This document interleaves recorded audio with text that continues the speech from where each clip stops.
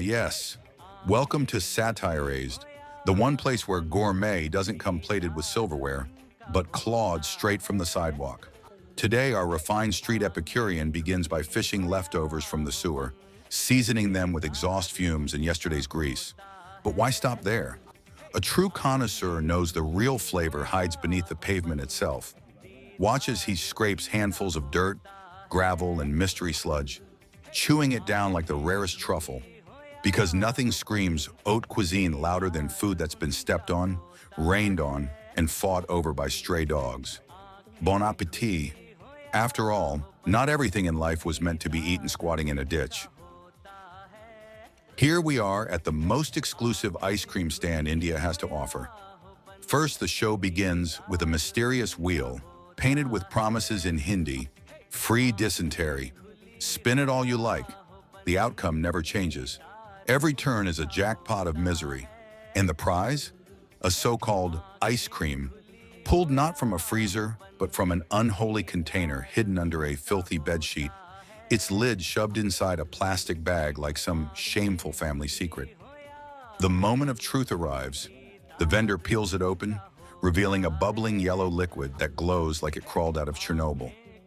With bare hands, he scoops this radioactive sludge, dripping and sizzling, and crowns it on a flimsy cone. This isn't dessert, it's a biohazard dressed up as a summer treat. A cone of regret, guaranteed to melt through your stomach lining faster than the monsoon rain. Bon appétit, gourmet Indian street style. Our star chef enters the scene, a man society swears it has reinserted, though his cholera still does all the talking. He doesn't cook, he detonates. First casualty, a pile of innocent biscuits, smashed to crumbs beneath his trembling hands. Then begins the ritual of sauces. One swamp green, thick and bubbling like pond scum. The other a thinner, diarrheic drizzle that seeps into every crack of the plate. Onions tumble in like shrapnel, chickpeas scatter like debris after an explosion. And just when you think it's over, the final insult. The cursed Chinese noodles, thrown in as if every dish on earth must be contaminated by them. The result isn't food, it's a disaster served hot. The kind of plate that screams less bon appétit and more brace for impact. On the table lie the sacred triangles, pale, milky, and dripping with a slime that clings to every fingertip. The vendors stroke them obsessively, like monks blessing relics, except the divine touch is just layers of grease and a fungus bouquet that perfumes the air like a damp basement. As they knead and squeeze, the triangles glisten with a sheen no laboratory would ever approve, acquiring that unmistakable mushroomy character only 100 dirty hands can provide. And then, the grand flourish. A rat darts across the cake, tail dragging through the custard, a lightning-fast garnish no Michelin inspector could ever predict. It's not dessert. It's a biological experiment. Triangles of despair, glazed in milk and vermin. An old man, the yogurt master, hunched over a kingdom of 200 clay jars, each one a different size, none of them clean. His secret tool? Not a ladle, not a whisk, but the leg of a broken chair, plunged deep into the curdling swamp like a medieval weapon. He waits patiently for the milk to sour, watching the lumps rise with the pride of a craftsman. And then, for the finishing touch, he scoops the chunks out with his most prized utensil, a reusable ashtray, still perfumed with yesterday's cigarette butts. This isn't yogurt, it's a dairy apocalypse, a fermented nightmare churned by furniture and ash, bottled by the gallon. A recipe so ancient, it feels less like tradition, more like a public health emergency. Floating serenely among a sea of boiled eggs, there it is. The specialty, a brown glistening lump bobbing up and down like some obscene relic, its color and shape leaving no doubt. This is less a delicacy and more a turd in syrup. The vendor stirs it proudly, as if unveiling a national treasure, while the eggs orbit around it like horrified planets circling a dying sun. Each glug of the syrup coats the lump, giving it a sticky, candied sheen that fools no one. It's not dessert. It's sewage masquerading as cuisine. a confection only fit for the most adventurous or the most desperate. Here it is, the proud street delicacy, not in a bowl, but sloshed into a half-chewed leaf that's barely holding itself together. The liquid inside glows with a swampy brown-green tint, the kind of transparency you only recognize from a puddle nobody should step in. But let's be honest, it doesn't look like food. It looks exactly like what greets you in the toilet bowl after a long night of bad curry and loose bowels. Every drop seeping through the holes of the leaf is nature's way of warning you. This isn't a drink, it's a digestive deja vu. The cauldron sits on its blackened throne, coated in layers of fossilized filth so ancient they could predate the British Raj. Every ladle poured into it doesn't just serve curry. It awakens centuries of embedded grime, the kind of crust that's practically part of India's archaeological record. And then comes the grand finale, the fiery ladle stunt. Flames roar out as if the food itself is rejecting existence, before being casually handed off to a wide-eyed old man like some cursed offering. Around them, the crowd stares, half horrified, half hypnotized, as if unsure whether they're witnessing dinner being served or a ritual execution. This isn't street food, it's a historical inferno, a dish forged in shit, flame, and sheer disregard for human survival. Welcome to the gourmet paradise of the streets, where food safety is just a rumor and flavor is, well, open to interpretation. First up, the signature Fish Tank Fizz, a refreshing beverage served straight from a container that last saw soap in 1994. It's not just water, it's a thriving ecosystem. Some say the secret ingredient is the delicate hint of algae and the occasional mosquito doing the backstroke. Right beside it, you'll find the legendary fruit fly fiesta stand. Here, there are so many flies inside the stand, you'd think it was a petting zoo for entomologists. Each fruit gets its own artisan touch as the flies dance, nap, and probably do their taxes on top of them. Who needs fiber when you can have extra protein? Then there's the house specialty stew, cow pie surprise. Imagine something that looks, smells, and possibly is exactly what falls out of a cow's behind. The chef churns it with such love, you'd think he's auditioning for Dancing with the Curdles. Legend says if you stare at it long enough, it stares back. Finally, don't miss the chef's pride, the hand-massaged glow eggs. Scrambled to perfection with all the most questionable radioactive-looking ingredients. Each egg lovingly squeezed and patted until it's infused with enough germs to qualify as a biohazard. Comes with a side of antacid and a waiver for your next of kin. Because here, food is not just served, it's an adventure for your immune system. Enjoy your meal if you survive it. Why trust science when you can trust your local amateur herbalist? Introducing the ultimate homemade isotonic drink, crafted from the freshest ingredients nature and your neighbor's neglected porch weeds have to offer. Sustainability meets sheer recklessness as today's special brew features an exquisite selection of backyard botanicals, hand-plucked without permission and infused with the essence of questionable decision-making. The base? A thick, milky liquid of unknown origin, possibly dairy, possibly experimental, but certainly unsettling. Into this elixir, our fearless creator adds a touch of terroir, generous helpings of sand, mud, and a mysterious foam that defies categorization. Could it be fermentation? Could it be nature's warning? We may never know. Filtration, of course, is an art form. In place of modern hygiene, we are treated to a time-honored method, straining the concoction through an ancient, battle-worn fabric that could easily pass for the Shroud of Turin. The result? A beverage that promises hydration, tests your immune system, and raises deep existential concerns about what it truly means to be natural. Contains electrolytes, bravery, and a hint of regret. Drink responsibly, or preferably not at all.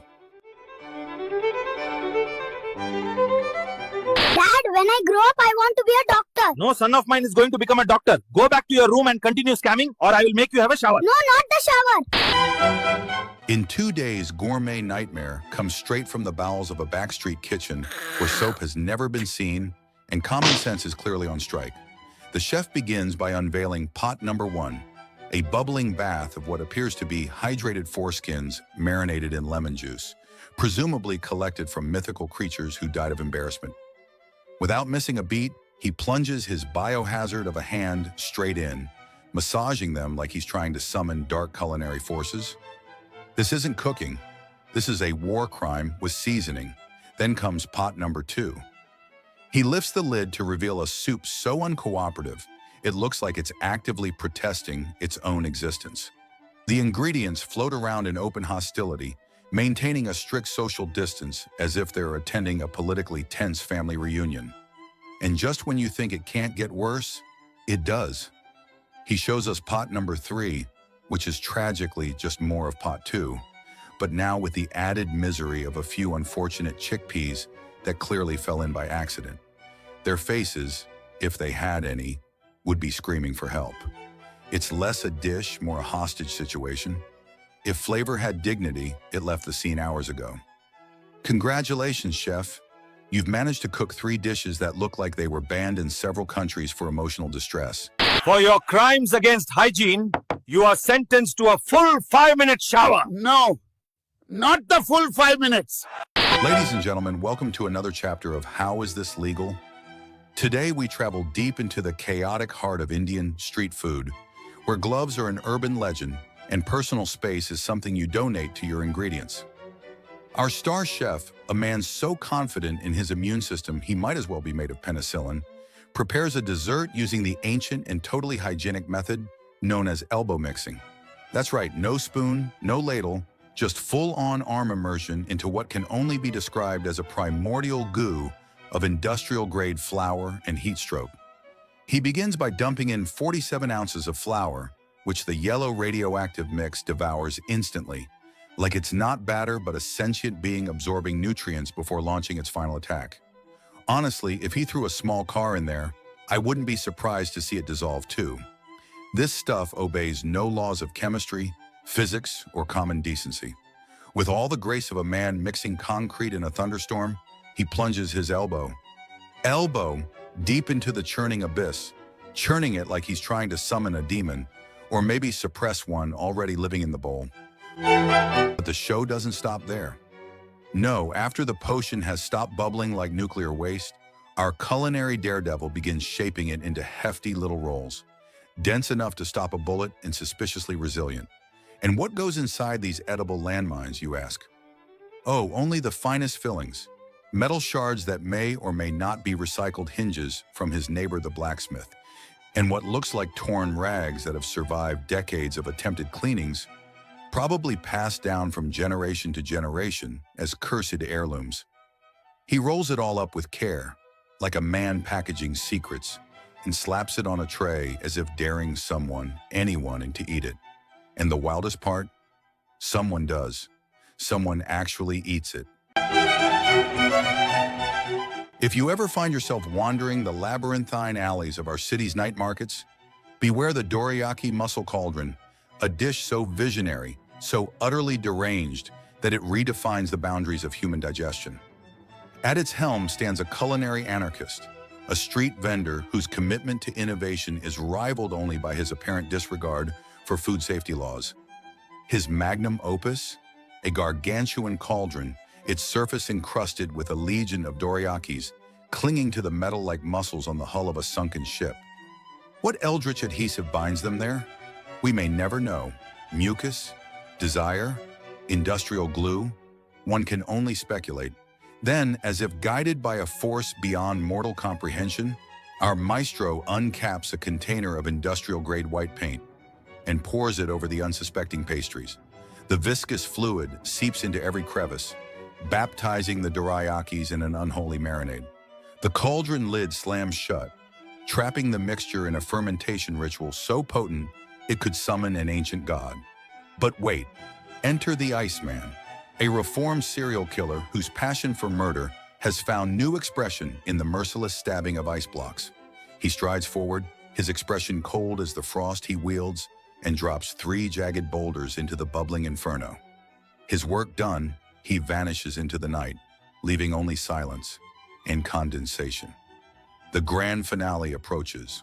Our chef, now more mad scientist than baker, unveils the final creation.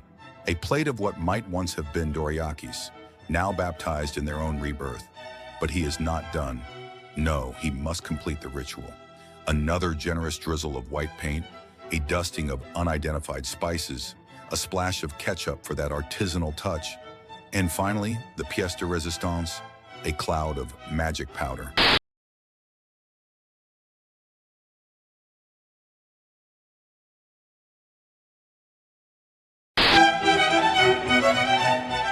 Welcome thrill seekers and reckless beverage enthusiasts. Forget boring clean drinks. Grandpa Joe's authentic cane. Sugar juice is here to challenge your immune system and common sense. While others use sterile factories, Grandpa Joe trusts his antique, grease-coated machine, a contraption so old it might have fought in a war. The rust, extra minerals, the grime, flavor enhancers, the unsettling creaking, just history speaking. While others use sterile factories, Grandpa Joe trusts his antique, grease-coated machine, a contraption so old it might have fought in a war.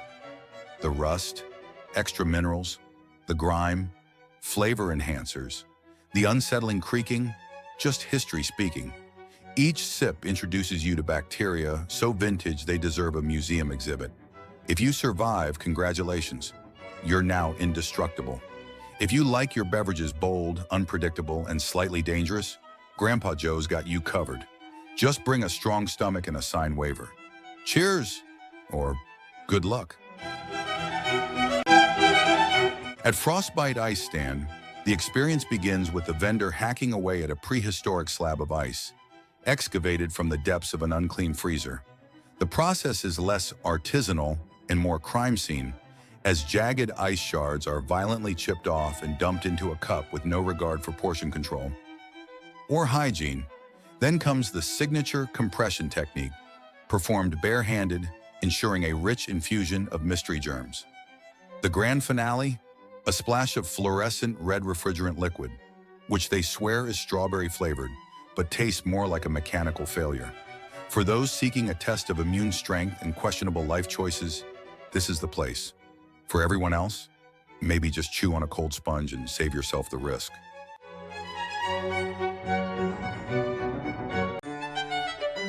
These are our exquisite churros, lovingly prepared in the finest cemetery sand.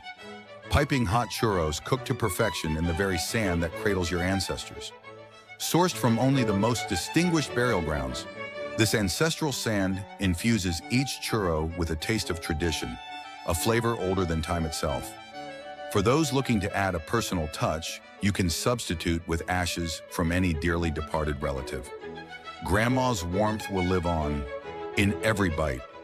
With a unique texture reminiscent of ancient relics, this delicacy offers a culinary experience like no other. It's gritty, it's bold, it's unforgettable. Only for the most refined palates, these churros are a true gastronomic voyage into the afterlife.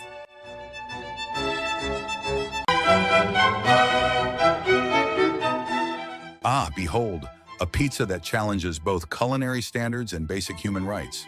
The dough, raw and lifeless, is fondled with enthusiasm, ensuring each bite carries the chef's signature blend of sweat and existential dread. Embedded within are cashews, almonds, pistachios, and something unidentifiable, possibly a relic from a lost civilization. At the center sits a lone mushroom, exuding an aura of questionable legality. Is it hallucinogenic? Is it alive? No one dares to ask. Instead of a proper bake, the chef hurls the dough against the scorching oven wall, where it fossilizes like the mistakes of our ancestors. And just when you think it can't get worse, baptism. The entire creation is plunged into a sacred chamber pot, absorbing the essence of generations past. One bite, and reality itself begins to unravel. Would I recommend it? Only if you owe someone revenge.